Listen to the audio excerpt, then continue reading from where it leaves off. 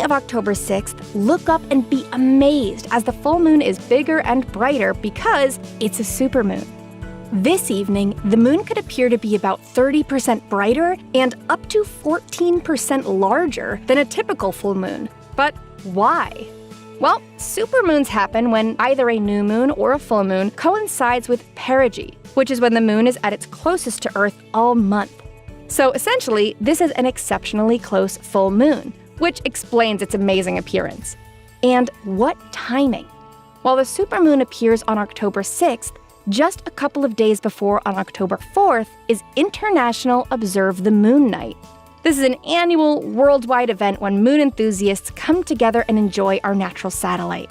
You can attend or host a moon viewing party or simply observe the moon from wherever you might be. So look up and celebrate the moon along with people all around the world. If you luck into some dark sky between October 6th and 10th, you might witness the first of 2 October meteor showers, the Draconids. The Draconid meteor shower comes from debris trailing the comet 21P Giacobini-Zinner, burning up in Earth's atmosphere. These meteors originate from nearby the head of the constellation Draco the Dragon in the northern sky, and the shower can produce up to 10 meteors per hour. The Draconids peak around October 8th, but if you don't see any, you can always blame the bright supermoon and wait a few weeks until the next meteor shower, the Orionids.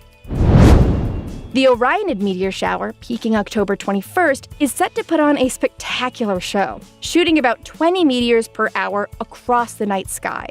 This meteor shower happens when Earth travels through the debris trailing behind Halley's Comet, which burns up in our atmosphere. The full duration of the meteor shower stretches from September 26th all the way to November 22nd, but your best bet to see meteors is on October 21st before midnight until around 2 a.m. This is because not only is this night the shower's peak, it is also the October new moon, meaning the moon will be between the Earth and the sun, making it dark and invisible to us.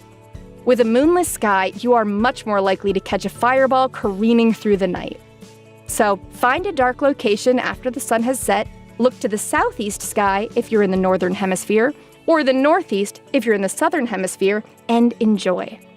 Orionid meteors appear to come from the direction of the Orion constellation, but you might catch them all across the sky.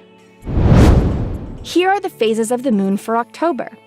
You can stay up to date on all of NASA's missions exploring the solar system and beyond at science.nasa.gov. I'm Chelsea Goad from NASA's Jet Propulsion Laboratory, and that's what's up for this month.